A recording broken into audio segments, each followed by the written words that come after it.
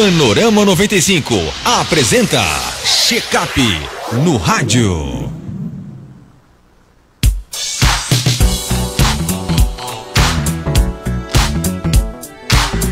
Check-up no rádio de hoje, a gente recebe aqui com muita alegria a doutora Cláudia Helena, ela que é nutricionista, especialista em saúde cardiovascular, né, para falar de um tema que é alimentação e prevenção de doenças cardiovasculares, como a dieta pode ajudar a reduzir o risco de infarto e AVC. Doutora Cláudia, seja bem-vinda aqui ao nosso Panorama 95, bom dia.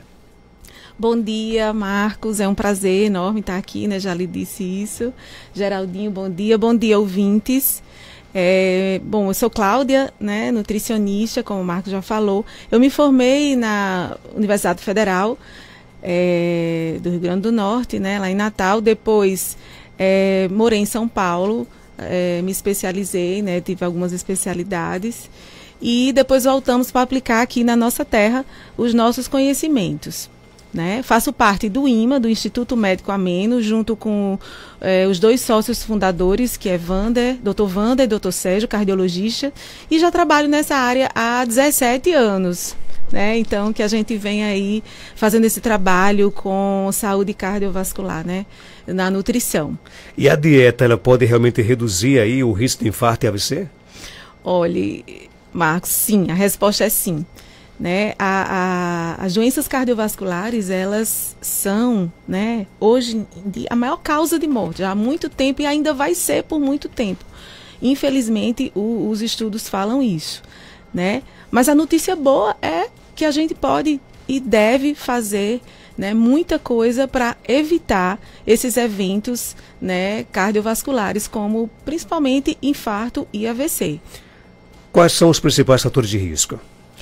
Nós temos como principais fatores de risco, por exemplo, pressão alta, colesterol alto, diabetes, né, o próprio sedentarismo, né, mas a obesidade realmente é o componente central dessas doenças.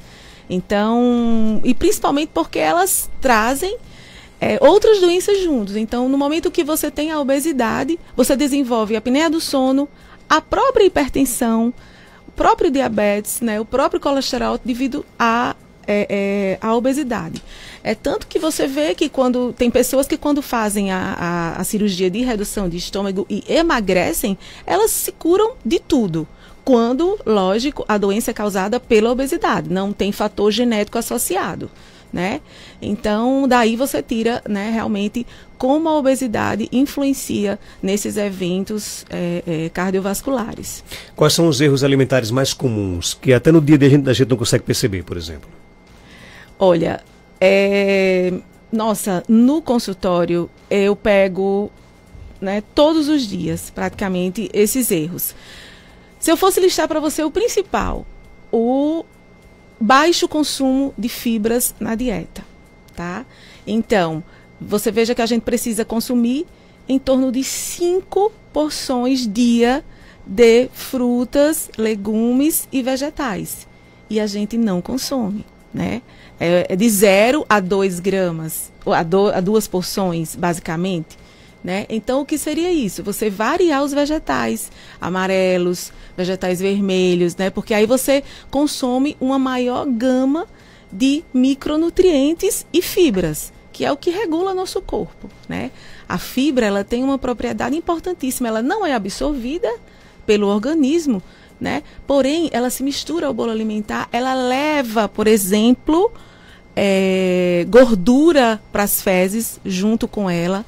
Ela impede, por exemplo, que a absorção da glicose seja rápida, né? Ela retarda essa absorção da glicose. Então, ela tem inúmeros benefícios. E, realmente, a nossa população, ela peca nisso, né? Em consumir menos fibra. E aí temos o consumo exagerado de alimentos ricos em açúcar simples, né?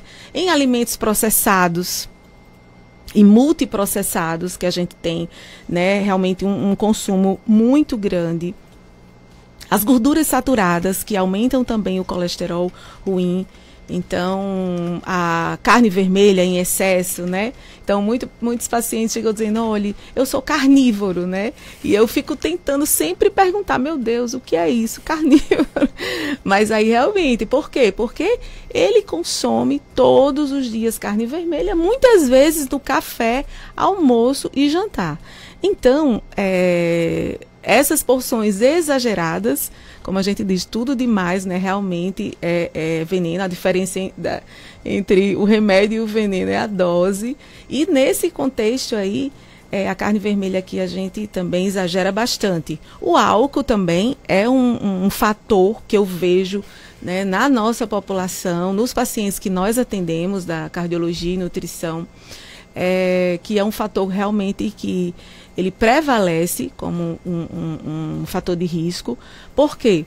Pelo consumo exagerado. Então, tem pessoas que bebem da quinta até o domingo, né? E eu tento muito conversar. Eu digo, olha, na segunda você vai trabalhar, então no domingo dê esse descanso para você.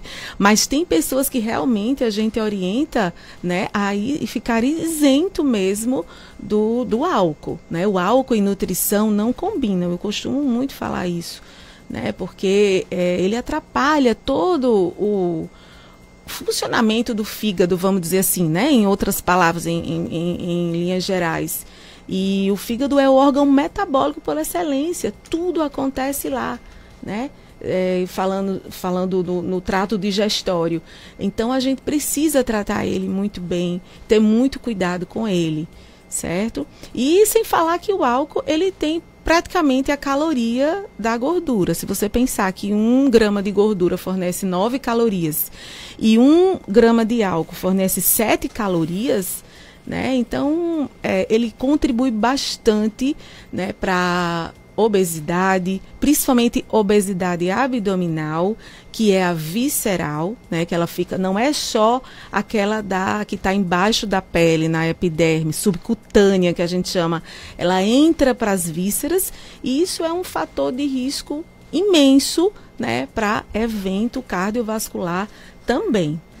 Cláudia, agora quais alimentos são especialmente eficazes na prevenção de infartos e AVCs? Marcos, nós temos, na verdade, não tem um alimento específico, né? Mas a gente precisa falar nos alimentos que realmente contribuem mais, né? As fibras, como já foi falado. Então, os peixes gordurosos, a gente tem, por exemplo, aqui o salmão, né?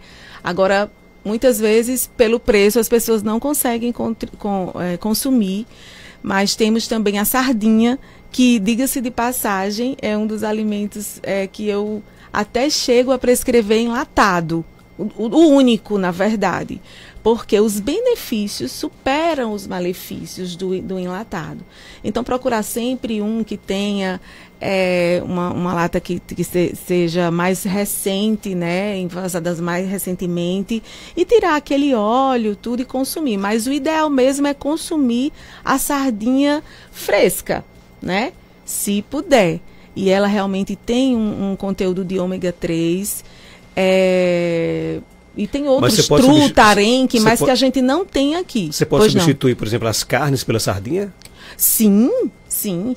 Por quê? Porque é uma proteína também de alto valor biológico, né? Então, quais são essas proteínas? Carne, frango, peixe, ovos, né?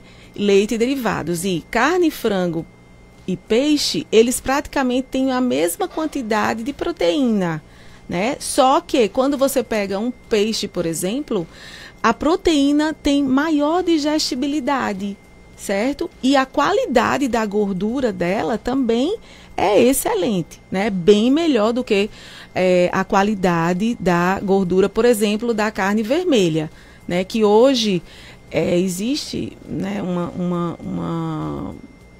vamos dizer assim, a gente fica muito cauteloso em orientar o consumo de carne vermelha, porque, por exemplo, o pasto já não é mais o mesmo, né, o solo, a água, né, os artifícios que se usa para aquele gado engordar. Então, tem muitas questões envolvidas, né? Eu lembro bem que minha avó, ela, antes de falecer, ela já não consumia mais carne vermelha, porque ela falava que não era mais o mesmo sabor.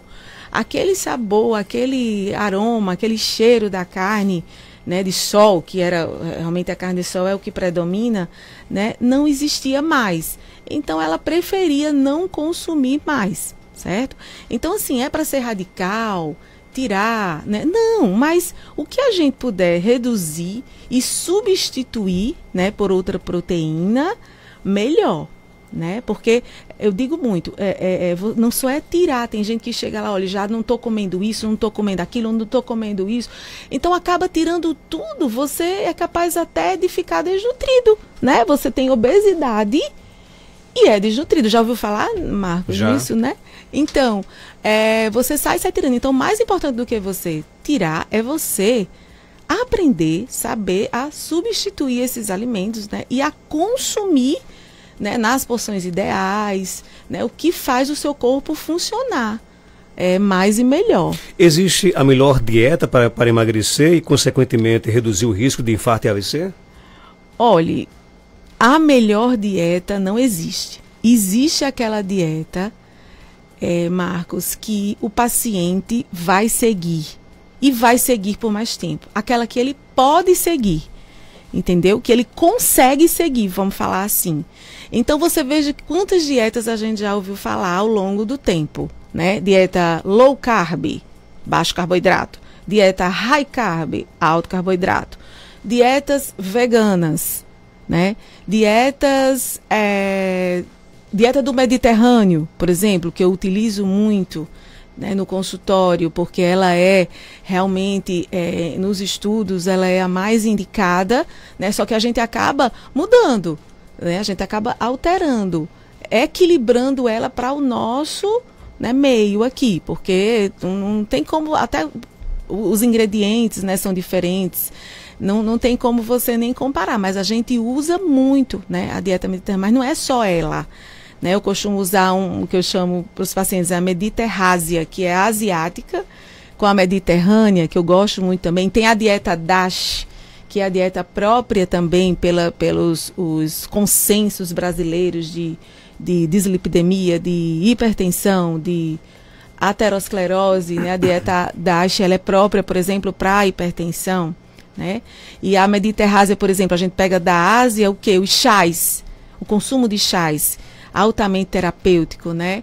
O consumo de peixes, né?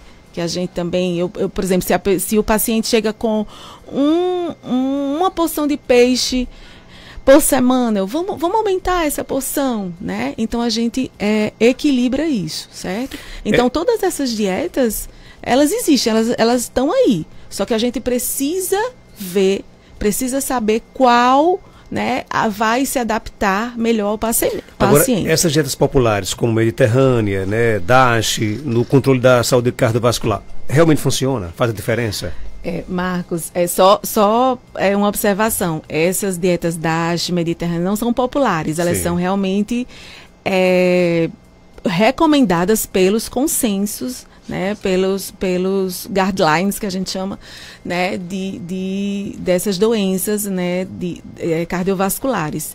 Não são populares, mas elas são eficazes, sim, certo? Só que é como eu falo, muito mais eficaz é o que o paciente consegue promover de mudança. Então, aquele caminhar dele, aquele passo a passo do paciente nas mudanças são extremamente importantes. Então, por isso, há todo um questionário pré-consulta quando o paciente vai ao nutricionista, então ele precisa, né, preencher.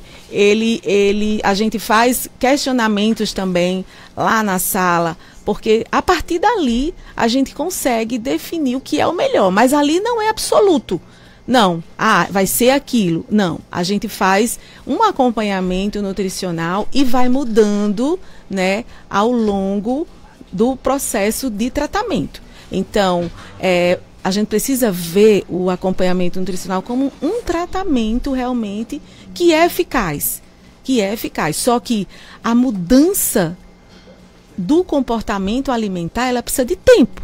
Imagine, Marcos, que eu tenho pacientes que vão a primeira vez ao nutricionista, eu sempre pergunto, é a primeira vez, você já foi ao nutricionista? Então, eles vão com 60 anos.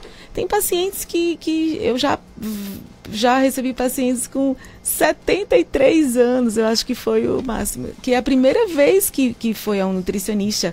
Então, você imagine toda uma linha do tempo com uma alimentação, né, achando que sabia que aquilo não estava tão correto, porque desenvolveu muitas doenças crônico-degenerativas, né, devido, né, principalmente a erros alimentares.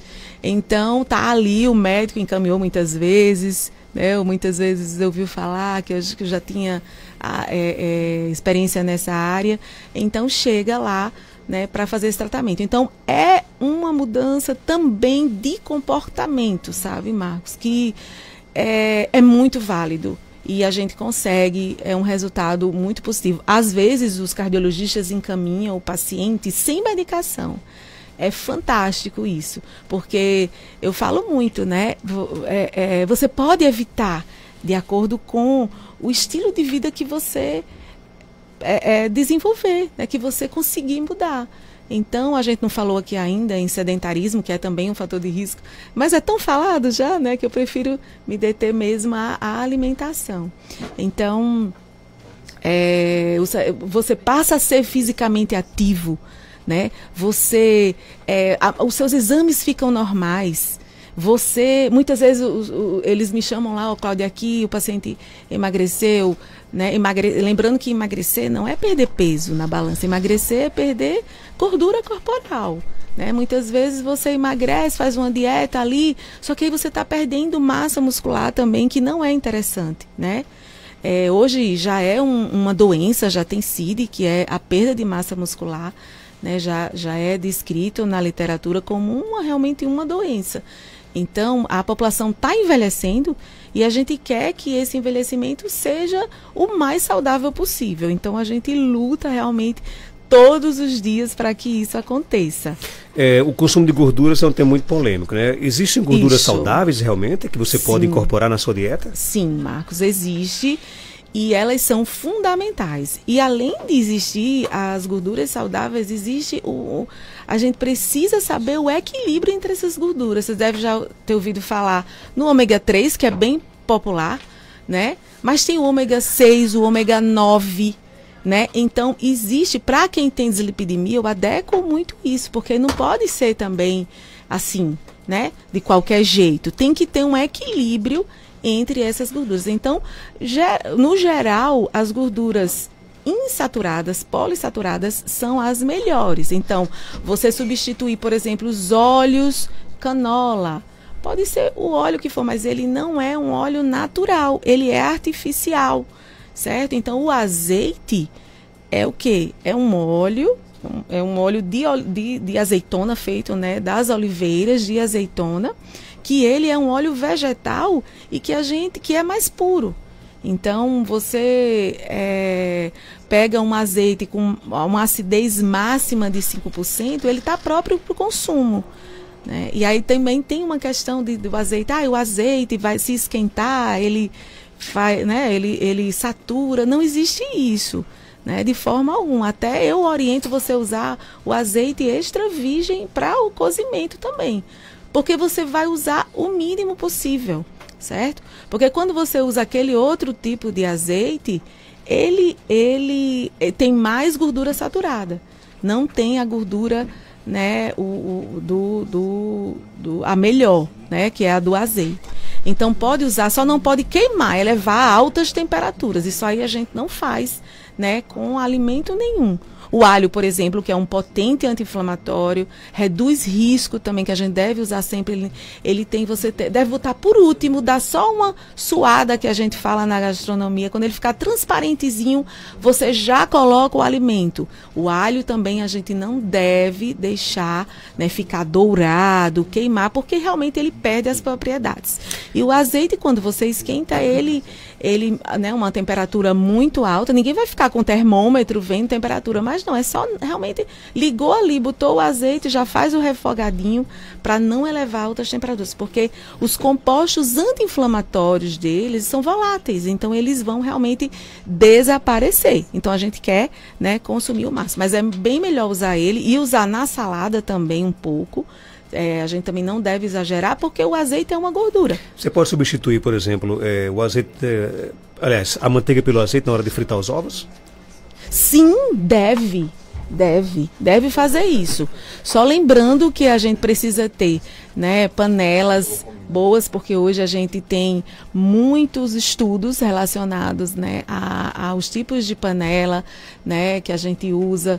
Então, o mais indicado seria aquelas de cerâmica, né, que não soltam tantos produtos químicos que a gente acaba absorvendo. Então, ter uma panela própria, só colocar ali, pincelar. Eu oriento muito você deixar um pincelzinho ali, você bota um pouquinho de azeite e pincela. Tem também uns sprayzinhos que você pode usar. Então, você, né, coloca esse spray. O spray é muito legal para airfry. Muita gente hoje tem airfry, né? Que aí você coloca o alimento lá e pode também dar uma borrifada, né, com o spray no alimento. Não precisa ser ele seco de tudo, né? Pode botar um azeitezinho lá, um spray, e fica bem saborosa. Eu digo muito que a alimentação saudável, ela não tem desculpa de não ser saborosa. Não tem. Você pode usar os alimentos naturais que quiser.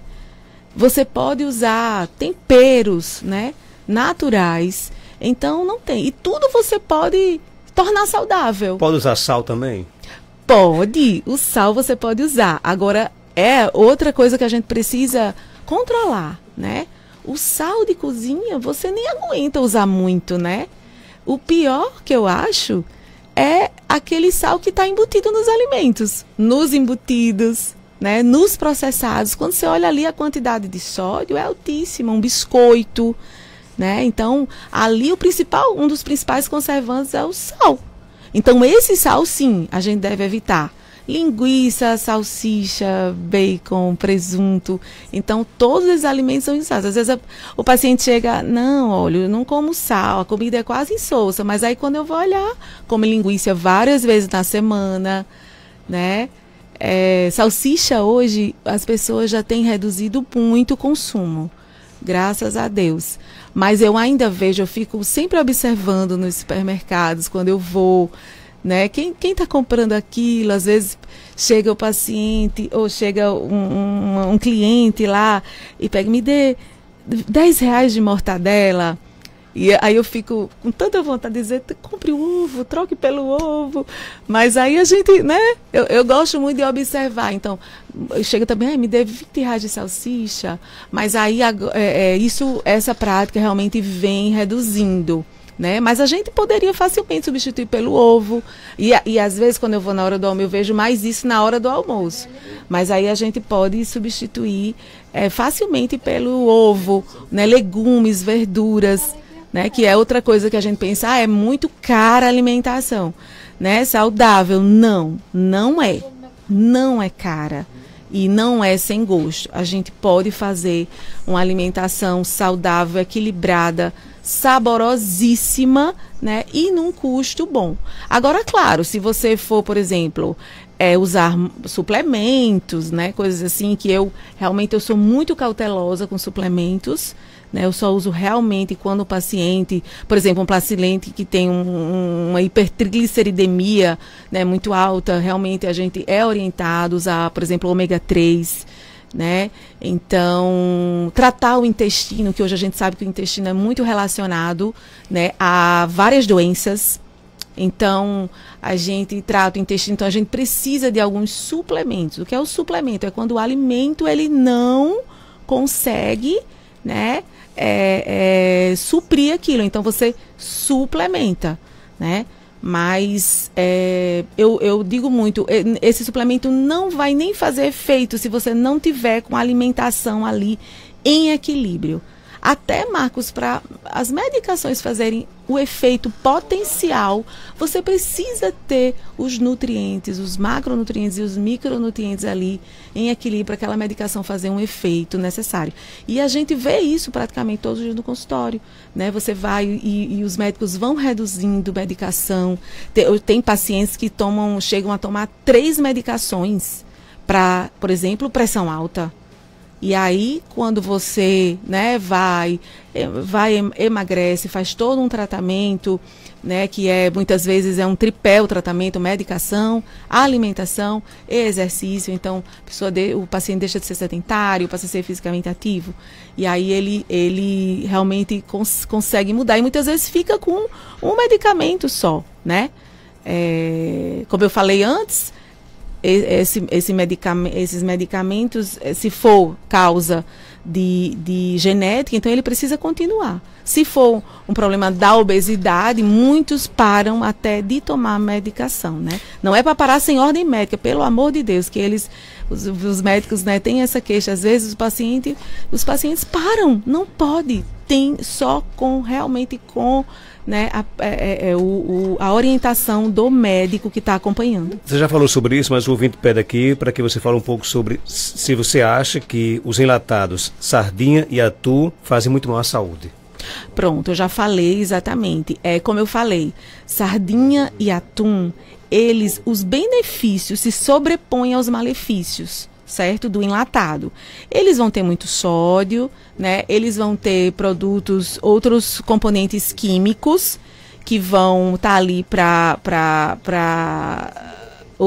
serem usados como conservantes, né? Fazendo o papel de conservantes.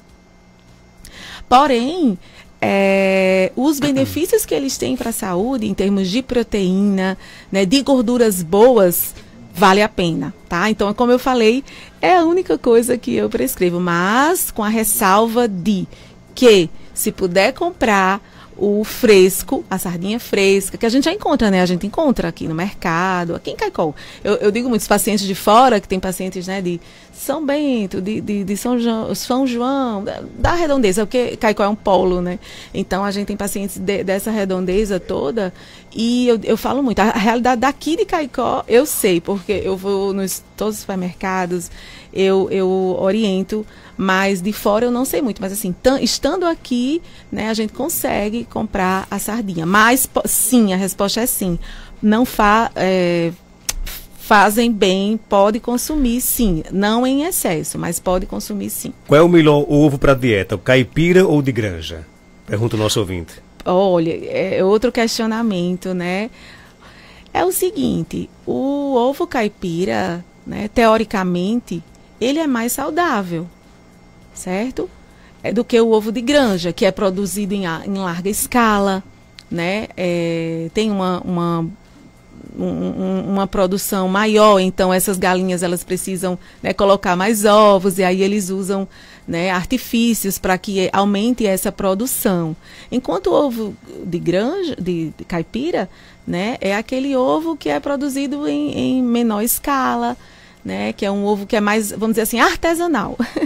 Então mas olha, eu sou sincera, na falta do ovo caipira, vai no ovo de granja. O ovo é uma proteína de alto valor biológico, como eu já falei, né? Eu sou uma pessoa que como ovo todos os dias, desde que eu me entendo de gente, assim, e eu super recomendo. Agora, para quem tem realmente dislipidemia, a gente precisa ter cuidado com as quantidades, principalmente da gema, que tem um teor de colesterol bem alto.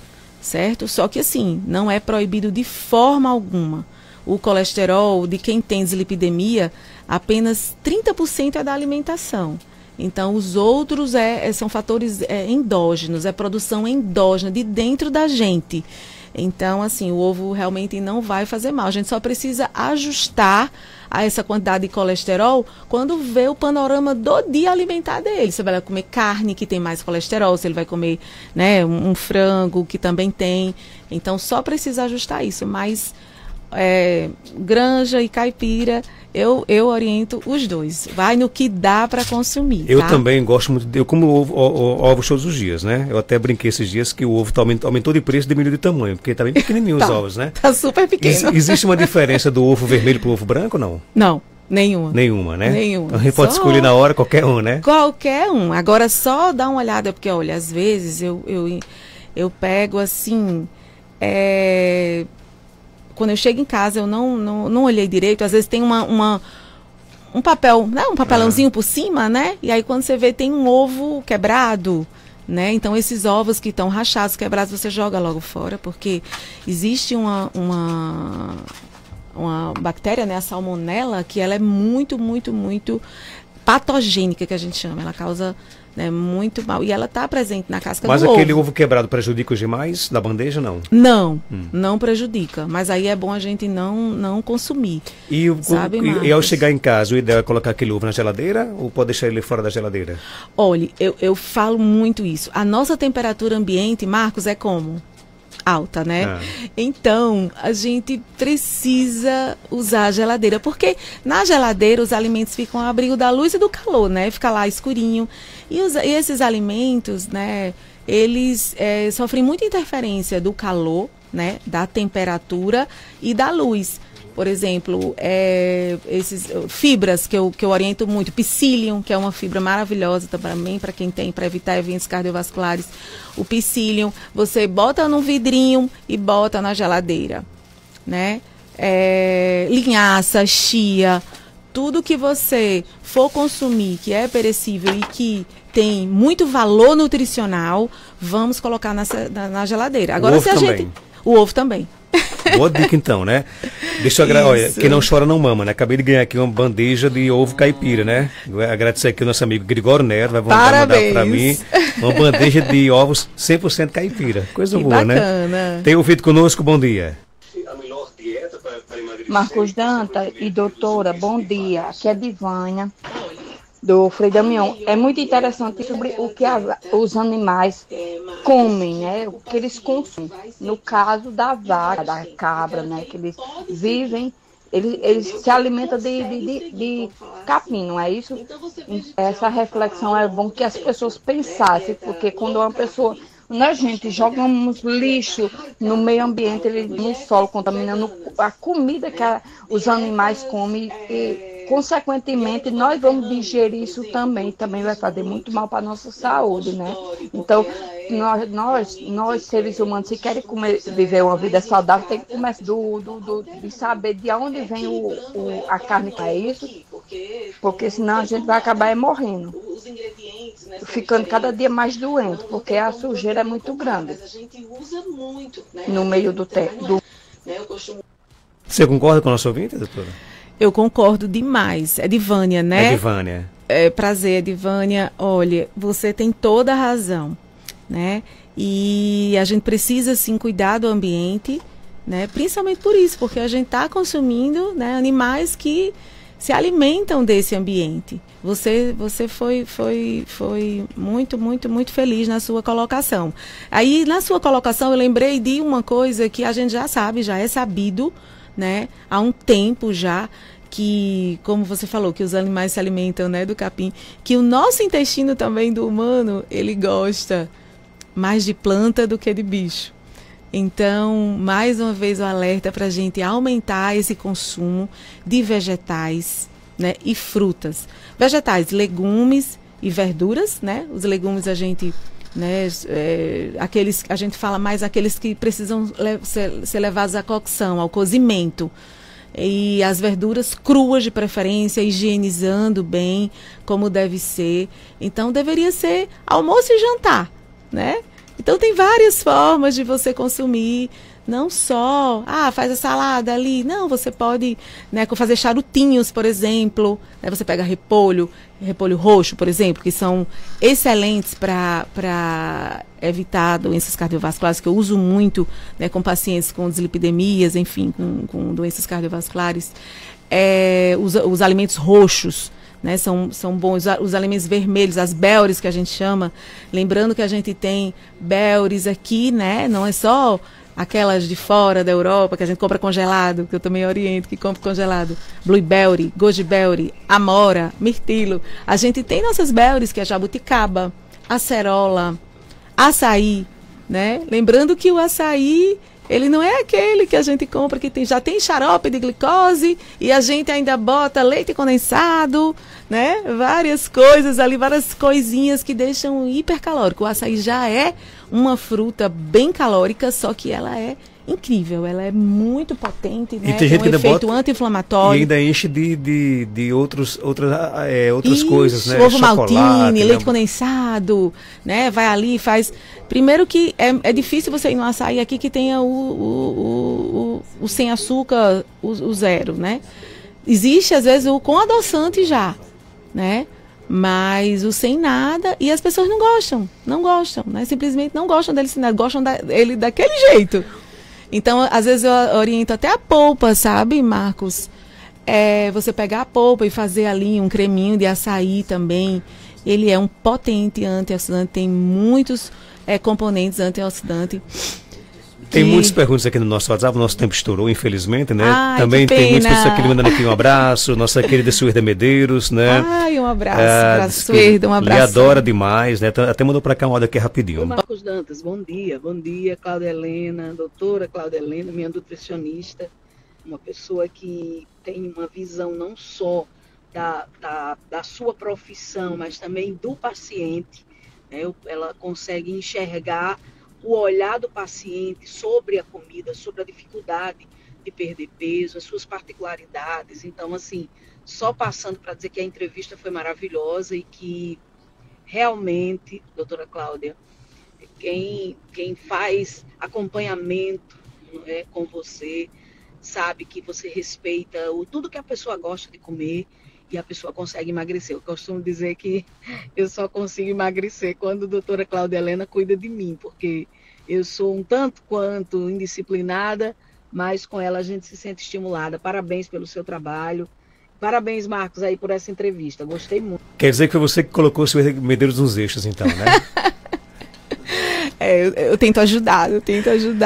Mas ela é disciplinada. No fundo, ela é. Que legal, porque, né? Quem lhe mandou aqui um bom. abraço também é a nossa amiga Rosi Gugel, tá aqui lhe mandando aqui um forte abraço para você. Tem muitas perguntas Obrigada, aqui. Rosi. Não vai dar para fazer, vamos deixar aqui para outras oportunidades, joia. né? Mas, por exemplo, pergunta nutricionista se devemos conservar todas as sementes na geladeira. Chia, linhaça, girassol, Já abóbora. respondi, Já respondeu né? sobre isso, né? Por causa da nossa temperatura. Pode colocar na geladeira, né? Deve Deve em potes colocar. de vidro, não na caixinha que vem nem no plástico que vem. A gente deve acondicionar em potinhos de vidro. Quais geladeira. os alimentos recomendados e quais devemos evitar para quem tem tiarose hepática? Quer deixar para outra oportunidade? Será que é esteatose hepática? Você falou tiarose hepática. Você diz esteatose, então? Seria esteatose. Dá para falar Porque rapidinho? esse termo eu não conheço. Olha, a esteatose hepática, basicamente, eu vou falar bem rápido, ela não é causada... Esteatose é gordura no fígado, né? Popularmente conhecida como gordura no fígado. E ela não é causada por gordura. Ela é causada por carboidrato. Excesso de carboidrato. Qual é o excesso de carboidrato que a gente tem aqui? Quais são os excessos? Pão, bolo, né? Macarrão, massas de um modo geral, massas de padaria, que eu só falo chorar para o paciente, que ele acorda e vai comprar um pastel na padaria, 2, 3. E eu imploro realmente, e ele consegue reduzir essa prática e até eliminar. Mas o que eu diria para ela, basicamente, reduza seus carboidratos, principalmente carboidratos simples, né? Esses que têm muito açúcar. E eu costumo dizer, Marcos, olha, nosso corpo é sagrado. E eu prezo muito por isso. E eu digo muito aos meus pacientes, não comam qualquer coisa mais, não comam. Você saiba a procedência. Então, eu vou comprar um bolo em qualquer canto. Com que gordura foi feito esse bolo? Você sabe? Né? A gente já sabe que é muito açúcar, né? Açúcar, qualquer um, independente, ele aumenta a glicemia, causa diabetes, né, em excesso. Então, a gente sabe que tem farinha de trigo, que a gente sabe que o trigo hoje é totalmente modificado, né? Eu não sou aquela nutricionista que fala, não, está proibido. Não, mas quando a gente retira o trigo por um tempo, o resultado é incrível. o paciente desincha, o paciente desinflama, né? Então a gente tem a gente tem pessoas que mesmo sem a alergia, né, ao glúten, por exemplo, ou a intolerância, ela desincha, ela vive estufada. Quando ela tira, ela não fica mais com o abdômen estufado. Então, doutor, não é nem a massa que engorda, são os ingredientes dela, então? Você pode comer uma massa sem ter consciência pesada, por exemplo? Não entendi, Marcos. Muitas pessoas dizem, eu vou deixar de comer massa, vou emagrecer. Então não é nem a questão da massa, e sim os ingredientes dela, por exemplo, é o trigo. Sim, com certeza. Você pode fazer um bolo, né, saudável. Você pega um ovo, bota uma aveia, bota um azeite ou uma manteiga de boa qualidade. Você faz um bolo saudável. É como aquilo que eu falei no início, tudo tem como você transformar em saudável. Eu nunca jamais vou dizer ao paciente, não coma bolo, não. Eu dou o subsídio para ele fazer um bolo bom, que é outra coisa que a gente precisa prezar muito, você fazer seu próprio alimento. Ai, vai demorar. Não, vamos se organizar. Então, eu ensino a eles a se organizarem. Como fazer as compras, como é que deve ser higienizado, como é que deve ser guardado, para quanto tempo eu vou fazer essas compras, se eu posso fazer para a semana toda esse alimento, preparar. Pode, né? Deve preparar seu alimento. Então a gente meio que perdeu isso pela correria, mas é uma coisa que eu tento resgatar muito, né, com os pacientes. É você fazer seu próprio alimento, que hoje a gente tem coisas super práticas.